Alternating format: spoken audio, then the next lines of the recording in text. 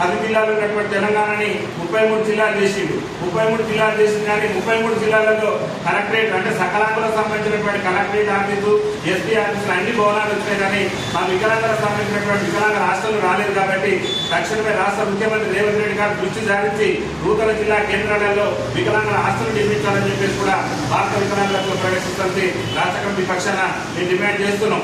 దాంతో పాటు తెలంగాణ రాష్ట్ర ప్రభుత్వం ప్రతిష్టాత్మకంగా చేపట్టబోయేటటువంటి ఏదైతే మేము గృహలక్ష్మి పథకాన్ని తీసుకొస్తున్నాం, ఇల్లు లేనటువంటి పేదోళ్ళందరికీ ఇల్లు కట్టిస్తాం, స్థలం లేనటువంటి పేదోళ్ళందరికీ స్థలం ఇస్తామని చెప్తున్నారు.